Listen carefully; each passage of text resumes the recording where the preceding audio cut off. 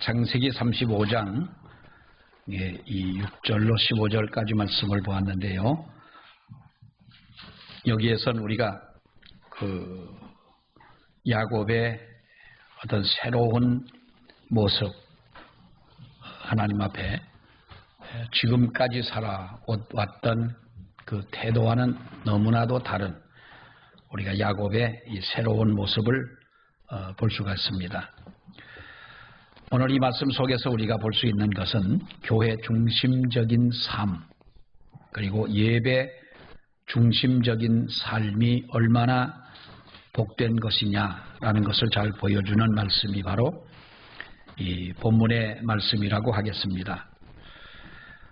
야곱이 밧단 아람에서 가나안 땅으로 돌아왔을 때 그는 자신이 피신할 때에 바로 하나님 앞에 서원했던 이 베델로 올라가지 않고 세겜으로 올라갔다가 그는 가정적으로 정말 치명적인 바로 그러한 어려움을 당하게 됩니다. 또 불안에 떨게 되고 할 때에 그런 상황에 하나님은 야곱을 너는 일어나 베델로 올라가서 거기 거주하며 네 형 에서의 낯을 피하여 도망하던 때에 네게 나타났던 하나님께 거기서 제단을 쌓으라 하신지라 라고 이렇게 말씀을 하십니다.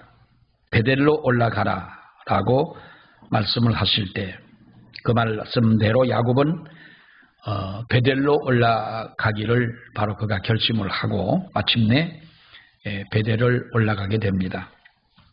그리고 7절에 있는 말씀처럼 그곳에 단을 쌓고 그곳을 엘 베델이라 라고 불렀습니다. 야곱이 베델에 이르자마자 하나님께서는 바로 그 야곱에게 엄청난 약속을 하십니다.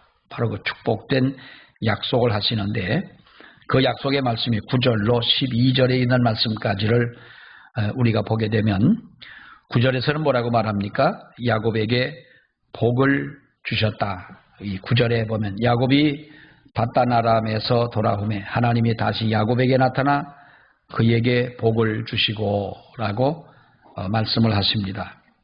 그가 받은 복이 어떤 복입니까? 10절의 말씀을 보면은 하나님께서 야곱의 이름을 다시는 야곱이라 하지 말고 너를 이스라엘이라고 하라 라고 10절에 그렇게 말씀을 합니다. 이스라엘이 네 이름이 되리라 하시고 그가 그의 이름을 이스라엘이라 부르셨더라 그랬습니다.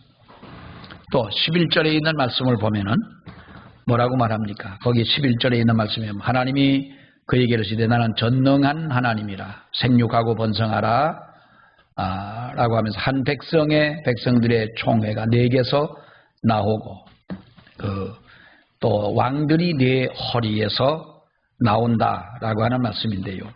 생육하고 번성하는 축복. 이것은 에덴 동산에서 하나님이 아담에게 주셨던 이 복이죠. 그것을 야곱에게도 이와 같이 말씀을 하시고 내 허리에서 그 왕들이 나오겠다라고 하는 이 축복을 주십니다. 그리고 12절의 말씀에 보게 되면 뭐라고 말합니까? 12절 한번 봅니다. 12절 시작. 내가 아브라함과 이삭에게 준 땅을 네게 주고 내가 네 후손에게도 그 땅을 주리라 하시고 하나님께서 아브라함과 이삭에게 주었던 땅 가나안 땅을 말하죠. 너에게 주고 그리고 네 자손들에게까지라도 이 땅을 주겠다. 이 땅에서 다시는 뽑히지 아니하고 다시는 어디로 끌려가지 아니하며 이 땅에서 너희가 살겠다는 것이죠. 이 축복의 말씀을 듣고 야곱은 하나님께서 자기에게 말씀을 주신 곳에 돌기둥을 세우고 바로 거기에 전제물을 붓고 기름을 붓고 그곳 이름을 엘 베델이라 그랬습니다. 베델이라고 하는 것은 하나님의 집이라는 말이죠. 하나님의 집.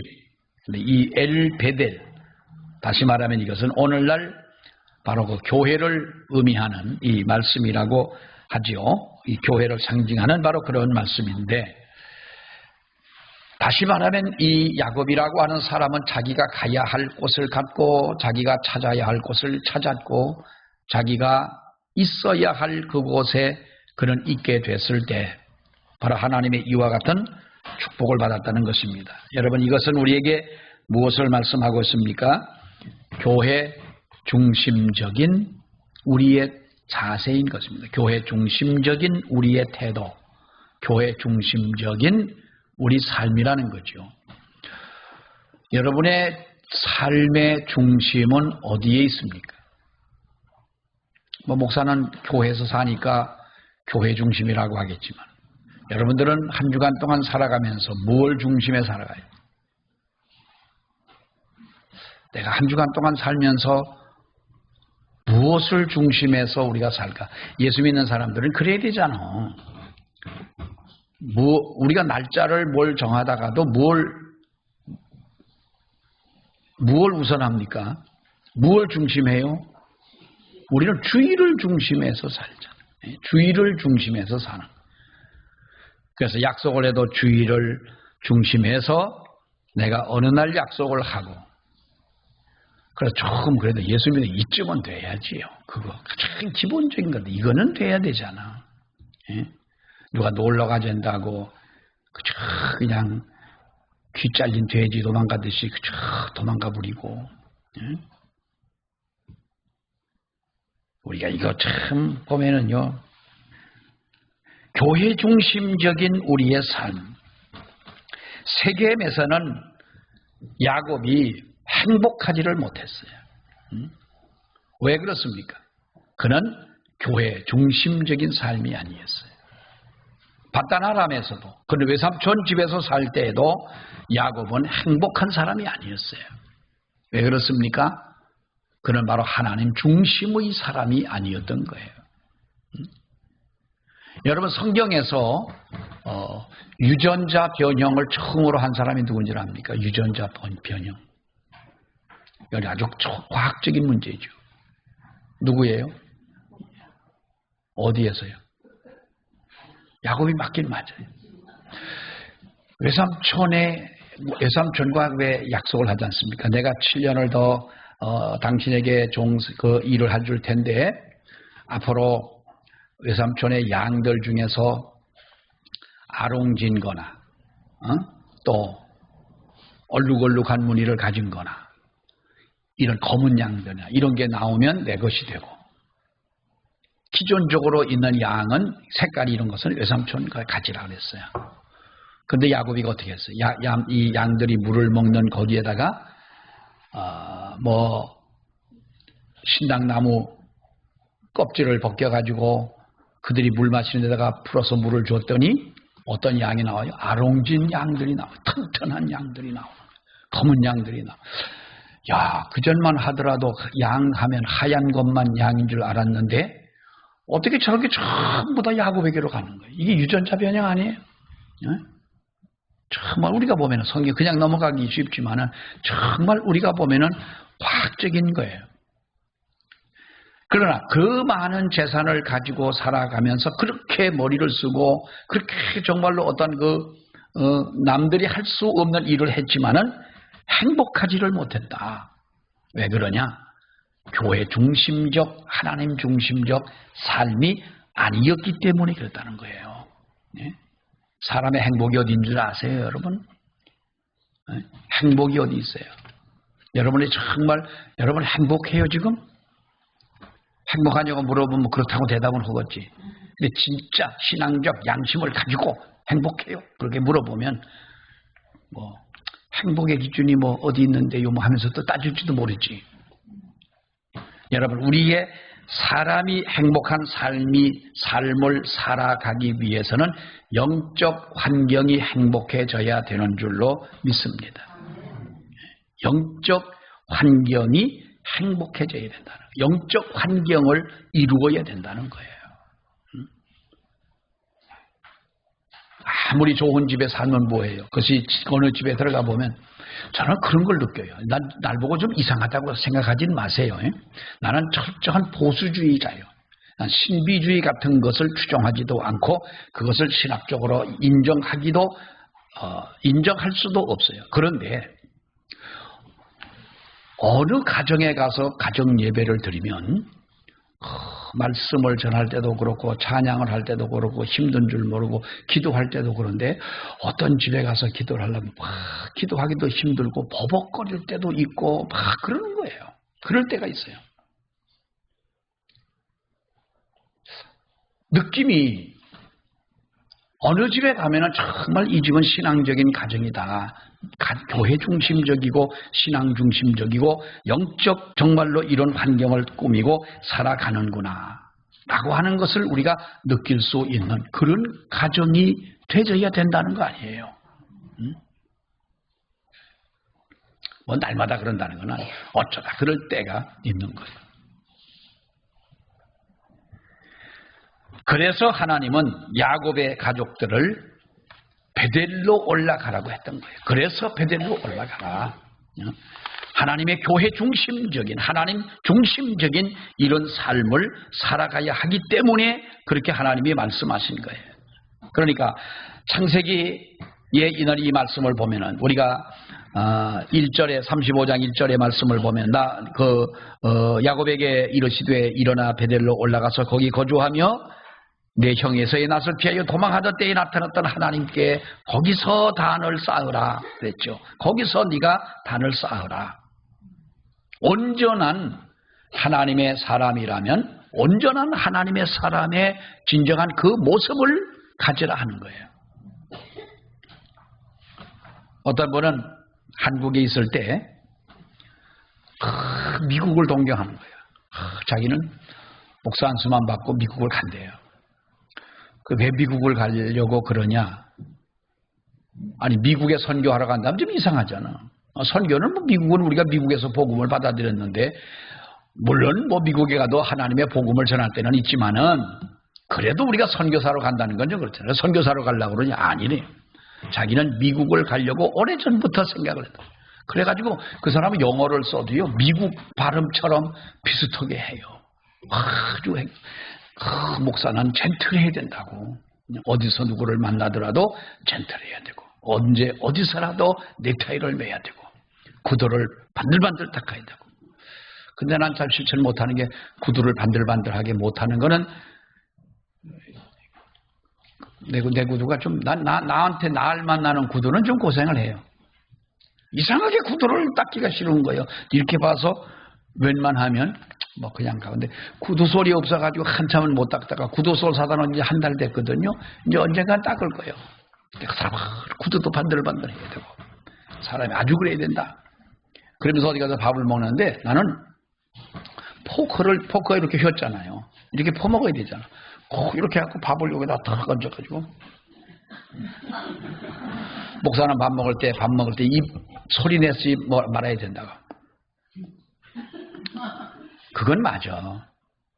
우리 밥 먹을 때 보면 너무 우리가 개걸스럽게 식사하는 분들도 있어. 참 안건쳐져. 반찬을 3개, 4개 놓으면 다 나눠 먹는 거잖아요. 따로따로 앞에 놓고 먹으면 좋겠지만은 그렇게 하지 못해 같이 나눠 먹을 거는 내 거만 찝어 오면 되지. 이거 들었다, 이놈 뒤집어 놨다, 저거 이렇게 섞었다. 자기 먹던 젓가락 갖고 왜 그러냐고. 내가 이거 한두 번 하는 소리도 아니에요. 가만히 보면, 먹는 걸 보면은요, 식사할 때 보면은, 어떤 분은 왜 매운탕 이렇게 끓이잖아. 지 먹던 거, 말아가지고, 나 그런 사람이 꼭 있어요. 그런 분이 꼭 있어. 그래서 나는 그분하고 식사하러 간다 그러잖아. 깜짝 끓었다면 그 사람 숟가락 들어오기 전에 얼른 내 거 떠봐. 그리고 그거 먹고 말아. 아이고, 그거는 우리가요, 정말 이것은 우리가 고쳐야 될 일이야. 그래서 그 사람은, 미국 사람. 근데 가져와 보니까 미국 사람도 나중에 보니까 식사할 때 보면 이게 덩어리다가 안에서 먹더구만, 먹더구만 뭘 그렇게 아주 별스럽게. 그분은 가끔 이제 미국에서 돌아와 가지고 어떤 데 이렇게 만날 때도 있었는데요. 이제 연세가 들어가지고 은퇴하시고 이제 80 되셨으니까 한국을 잘 못 나오시는데 그렇게 미국 사람처럼 그렇게 살아가는 그런 사람들 적응을 잘해요. 또 미국에 가서 미국 법을 따르고. 그래서 내가 아니 형님이라고 그러죠. 연세가 많으니까. 아니 왜 한국에 살지 외롭게 미국에 사냐. 아이고 LA에 목사가 3,000명이 넘어. 3,000명이 넘는데. 그러니까 나가면 걸리는 게 한국 목사들이고 뭐 동창들도 많고 하기 때문에 재밌다는 거예요. 그래서 재밌으면 잘 사시오 하고 말았는데요. 미국에 가서는 미국에 이민 간 후에 한국을 그리워해서는 안 돼. 그리움은 있겠지. 근데 어떤 사람들 보면은 못 살고 그 그리움 때문에 다시 돌아오는 분들이 여러분 많지 않습니까? 거기에 보면은 우리가 미국에 가면은 한국을 고집하지 않고 미국을 따라가고 법을 따르고 그 생활의 풍습을 따라 사는 것은 그것이 맞는 것입니다. 또 누군가 한국에 오면 한국의 법을 따르는 것이 맞습니다. 그래야 적응이 잘 되는 거지요. 우리가 미국에 가가지고 나는 한국 사람이라고 살아간다면 그 사람은 여러분 평생 사는 동안 힘들어요. 어렵습니다. 우리가 신앙생활 하면서도 마찬가지입니다. 하나님 앞에 믿음 안에서 우리가 살아간다면 우리는 하나님의 진정한 그 법 말씀대로 살아가는 우리들이 되어야 되고 하나님의 법을 순종해야 되는 것이며 무엇보다도 교회 중심적 믿음 생활이 되어야 된다. 그래야 하나님이 우리에게 은혜를 주신다는 거예요. 자, 또 하나 야곱을 보면서 중요한 것은 예배 중심적인 자세인 것입니다. 여러분, 베델로 가는 것도 중요합니다. 그러나 베델에 가서 우리가 무엇을 하느냐는 더 중요한 것이지요. 하나님께서 베델에 가서 뭘 하라고 야곱에게 말씀을 하십니까? 너는 일어나 베델로 올라가서 거기서 단을 쌓으라는 거예요. 거기서 단을 쌓으라. 그것이 바로 하나님께서 야곱에게 원하신 거지요. 단을 쌓으라고 명령을 하고 있습니다. 야곱의 베델이라고 하는 것은 오늘날 교회 아닙니까, 여러분? 단을 쌓는다고 하는 것은 예배를 드리라라고 하는 말씀인 것입니다. 교회 중심적인 삶을 살아갈 때에 가장 중요한 것이 뭐냐? 예배라는 거지요. 미안한 말씀이지만 우리가 교회를 나왔다고 우리가 예배 중심적 그런 마음을 못 갖는 분들도 많은 거예요. 어제 올해가 빌리그레함 목사님이 여의도에 와가지고 처음으로 집회를 한 지가 1973년도에 왔으니까 올해가 50주년이 되는 해입니다. 5개월이 훌딱 간 게 아니라 50년이 훌딱 갔습니다. 그랬죠? 50년이 되는 해인데 CTS 방송에서 빌리그레함 목사님이 여의도에서 설교한 그 영상을 어제 이렇게 이제 보여주는데 김장환 목사님이 통역을 하시고 그때 100만 명이 그 여의도에 모였습니다. 그런데 중들이 그랬죠. 중들이 100만 명이 어떻게 여의도에 모이냐. 그 100만 명 모이는 것은 빌리그레함 목사님이 그랬습니다. 세계 어느 나라에도 이 많은 사람들이 모여서 예배하는 것은 정말로 드문 일이다. 자기도 생전 처음이다. 세계를 다 다녔지만은 생전 처음 이렇게 많은 분들이 모여서 예배드리는 건 처음 봤다. 근데 거기는 다 예수 믿는 사람들만 간 것이 아니에요. 어떤 사람은요, 거기 그 영상에 보면은 그게 나옵니다. 그 사람들 예수를 믿을 사람, 마음에 예수님을 영접할 사람은 그 자리에서 일어나라. 말씀을 듣고 내가 이제 하나님의 자녀가 되고 하늘나라를 소망하고 살겠다는 사람 일어나라 그랬더니 많은 사람이 일어났어요. 근데 그 중에 어떤 사람도 있었냐면 그 사람들이 많이 모이니까 왜 모인지 몰라가지고 저 뒤에서 같이 술병 가지고 친구들하고 술 먹으러 갔다가 일어나라 그러니까 자기 일어났대요. 일어나가지고 뭐 어떻게 하라고 그러니까 따라 하다가 예수님을 영접한 기도를 따라 한 거예요. 그러고 나서 목사가 된 사람이 지금 목회하는 사람들이 있어요. 그러니까 어떻게 가톨릭 안에 사람들이 그렇게 엄청나게 많은 사람들이 모였던 거예요. 근데 거기 보면은 물론 예수를 믿고 정말 귀한 집회에 참석을 하고 나라와 민족을 위해서 우리가 73년도 같으면 여러분 얼마나 그때가 어려울 때입니까? 우리 나라로 보면은 얼마나 어려울 때에 그 많은 사람들이 모여가지고 모인 분들 보면은요 우리 교인 같은 분이 한 분도 없어요. 다 촌시로 와요, 사람들. 서울 여의도에 모인 사람들이 전부 촌스럽잖아. 그런 사람들이 모여 그때는 그렇게 살았으니까요. 그 100만 명의 사람들 중에 과연 영과 진리로 예배하는 자가 있는가 하면 그렇지 않은 분들도 있다는 거예요. 우리가 베델 중심적, 하나님의 교회 중심적 삶을 사는 것도 중요하지만 예수 믿는 사람은 교회 중심이 아닌 더 깊이 들어가서 예배 중심적 삶을 살아야 되는 줄로 믿습니다. 참된 예배가 뭡니까 여러분? 하나님의 뜻에 나의 마음을 전폭적으로 여는 것입니다. 이렇게 참 예배자는 어떠한 경우에도 우리는 요동하지를 않습니다. 요동하지 않습니다. 어떤 분이 그럽니다. 어디 길을 가다 운동을 하다가 어떤 사람을 만나 이야기를 하니까 이야기를 조금 하다 보니까 그분이 예수 믿는 사람 같아서 물어봤더니 교회 30년 신앙생활을 했는데 두 개로 쪼개져 가지고 싸움을 하는 바람에 자기는 교회를 그때부터 안 나간다는 거예요. 안 나간다는 것도 현명한 판단인지 모르겠으나 여러분, 교회라고 하는 것은 그런 곳 아닙니까? 교회는 그런 것이에요. 세상은 그런 거예요. 우리가 다 사이좋게 지내고 정말 우리가 형제 자매가 돼서 같이 눈물 흘려주고 이렇게 정말 우리는 아주 사이좋고 이렇게 지내는 것을 가장 시기하고 질투하는 게 뭐예요? 사탄이, 마귀가 그러한 교회를 보면 얼마나 배가 아프겠냐. 그러니까 교회는 사탄이 역사하는 곳입니다.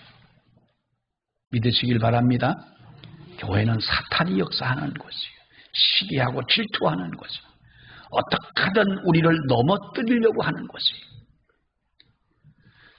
산을 올라갈 때에 올라가다가 가시나무 있다고 그 산을 포기할 수는 없잖아. 저는 용문산을 한 번밖에 못 올라갔다 왔어요. 한 번은 더 올라가야지. 얼마 전에, 몇 년 전에 한 번 그랬는데, 못 올라갔습니다만, 한 번은, 그래도 양평에 태어나가지고 영문산 한 번도 안 갔다 온 분보다는 낫습니다. 내가 누구라고 말씀은 안 드리겠지만은.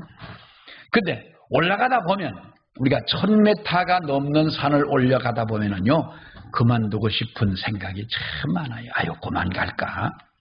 힘든데, 그만 갈까? 그러니까 엘리베이터를 올라가는 사람들이요, 정상인 것처럼 깃대 꽂고 만세 부르고 내려오는 사람들도 있대요. 안 보는 데서 그렇게 안 하고 자기가 정상이라고 그러는 사람도.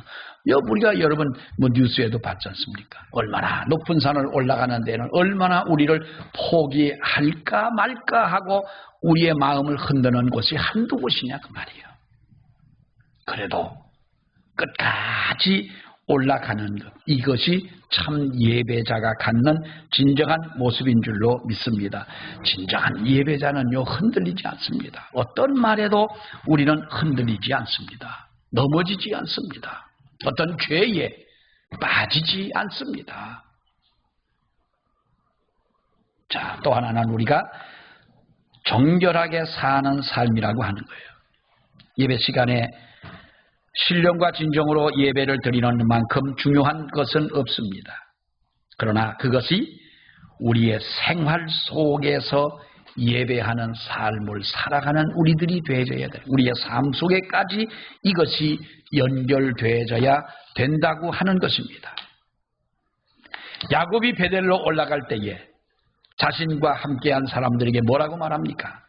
너희 중에 이방 신상을 버려라. 자신을 정결케 하라. 그리고 의복을 바꾸어 입으라. 이렇게 명령한 것은 삶으로 우리의 예배를 드리는 진정한 자세를 말씀해 주고 있는 거예요. 어떤 분이 잡종견을 기르고 있었어요. 전문 용어로 똥개예요. 똥개. 그런데 이 강아지가 하도 예뻐가지고 집안에서, 추우니까 집안에서 이 개를 길렀어요. 그래서 이제 이것 환경도 이쁘 좋게 해주고 아주 정이 들었죠. 개도 동물들도 정이 들잖아요. 모욕도 시켜주고 안아주고 그렇게 했는데, 그런데 어느 날 밖에를 나갔다 오다 보니까 이 개가 뭘 먹고 있는 거예요. 근데 가만히 보니까 뭘 먹나 하고 보니까 지가 싼 거를 먹고 있어요. 그게 정리미가 툭 떨어진 거예요. 그래서 그 개를 다른 아는 사람에게 그 개를 줘버리고 말았대요. 정이 떨어져서 더 이상 그 모습을 보고 뭐 훈련도 시키고 뭐도 했지만 여러분 똥개는 똥개처럼 살아야 그것이 행복한 거예요. 그래가지고 남을 줬다는 거예요. 잠언 26장 11절에 뭐라고 말합니까? 개가 그 토한 것을 도로 먹는 것 같이 미련한 자는 그 미련한 것을 거듭 행하니라 라고 말씀했어요. 우리가 하나님의 말씀대로 살아가는 우리들이라면 우리들이 우리의 생활 속에서 하나님 앞에 드리는 영과 진리로 예배하는 그 예배가 연결이 되어져야 할 것이고, 그리고 하나님의 교회 중심적인 삶을 살아가는 사람들이라면 우리는 무엇보다도 이 예배에 그리고 우리의 생활 속에 이것이 하나로 연결되어져야 된다고 하는 거예요. 하나님의 백성이 되었다면 하나님의 백성답게 살아야 되지요. 우리들이 겉모습에 치중하지 말고 우리가 요령 피우지 않고 신앙생활에 요령 피우지 말고 진실하게 하나님 앞에 살아야 해요. 내 친구 하나 중에 육사를 다닌 친구, 육사를 들어간 친구가 하나 있어요. 얼마나 멋있어요. 육사 들어가면. 우리는 꾀죄죄한데 그 친구는 이놈 교회 오더니 그냥 이렇게 앉아 육사처럼 멋있잖아요. 근데 이 친구는 이 친구의 아버지가 아버지가 우리 아버지하고 친구고, 이 아들 그 육사 들어간 그 친구가 또 나하고도 친구가 되고, 그들이 같은 교회를 다녔거든. 근데 이 친구는 초등학교 5학년, 6학년을 같이 이제 다녔는데 얼마나 이게 꾀가 많은지 몰라요. 무슨 학교에서도 뭐를 이제 그때는 시골 초등학교니까 무슨 나무도 심고, 내가 미루나무 거꾸로 심었다고 했잖아요. 미루나무 심어도 그건 내가 하기 싫어서가 아니라 장난삼아 이제 거꾸로 심어놨는데, 그 교장 선생님이 그거를 내 동생이 나보다 7살인가 어린 동생이, 여동생이, 밑에 동생이 7살 차이인데, 그 아이가 학교 갔을 때도 몇 회 졸업생 누가 미루나무를 거꾸로 심었다고 그런 놈이 있었다고 조회 시간 때마다 그 선생님이 그래갖고 참 그 교장 선생님도 참 진국이셔. 성도 진씨거든. 진병황, 이름도 병황이요. 진씨. 이 친구는 뭘 한다고 하면은 선생님한테 배 아프다는 거예요. 배 아프다고. 그럼 들어가 있으라고. 그러니까 아무튼 얘는 일을 하는 거를 못 봤어요. 시골에 사는 놈이. 교회에서 왜 그 겨울이면은 중고등학생들 이 정도 되면은 왜 겨울에 뗄나무를 하러 나무 산에를 또 가잖아요. 리어커 끌고 가는데, 아무튼 교회를 나오는 놈이, 그 놈은 교회에서 뭘 한다고 하면은 아무튼 안 나오는 거예요. 급한 일이 있어가지고 춘천 시내를 나가야 되고 어쩌야 되고 하면서 안 나오는 거예요. 일하는 거를 한 번도 못 봤어요. 너는 꽤 떨어지면 넌 죽겠구나 내가 생각했어요. 육군사관학교를 들어갔어요. 그래도 공부는 잘하니까 들어갔는데, 제대할 때 뭘로 제대했냐? 육군 소령까지 올라갔어요. 군대 생활도 그렇게 하니 그게 진급이 되겠냐? 군대 생활도 진급을 시켜주는 사람이 바보입니까? 그 뒤로는 제가 육사 졸업하고 이때까지는 제가 잘 모르고 그저 육사 2학년까지 다닐 때까지만 제가 봤습니다만은, 참 저런 인간도 군대를 가가지고 정말 그때만 하더라도 육사 들어가는 학생들이 그렇게 많지가 않았었습니다. 그래서 귀한 친구였는데 잘 됐으면 좋겠다라는 생각도 해왔습니다만은 결국은 육군 소령으로 제대를 했다는 거예요. 그럼 육군 소령으로 제대하면 뭐하냐? 여러분 보세요. 우리가 신앙생활도 마찬가지. 하나님 앞에 하나님의 일을 할 수 있을 때까지 하는 거예요. 그렇잖아요. 할 수 있을 때까지. 나는 가끔 TV 보다 보면 그런 분들이 존경스러워요. 힘들어. 여러분 식당 일하는 게 얼마나 힘들어. 하루에 누가 손님이 몇 사람만 와서 밥 한 상 차려주는 것만 해도 우리가 얼마나 힘들어 사실. 그런데 날마다 식당을 하는 사람은 아무리 그것이 돈 버는 일이고 직업이라 하더라도 얼마나 힘듭니까? 언제까지 이 일을 하시렵니까? 그러면 힘 닿는 데까지 하겠다는 거예요. 얼마나 여러분 그 말이 귀합니까? 권사님은 어느 때까지 언제까지 기도할 거요? 라고 물으면 나 은퇴할 때까지만 할 거예요. 은퇴하고 나면 나 다 은퇴해 버릴래요. 새벽 예배도 은퇴해 버리고 오후 예배도 은퇴하고 다 은퇴하겠. 은퇴는 여러분 그것이 은퇴가 아닙니다. 우리가 내 힘 닿을 때까지 하하 떡 한 마리입니다. 감사합니다. 누굽니까? 권사님이세요? 감사합니다. 예, 받으세요. 2마리입니다. 나가면 2마리입니다.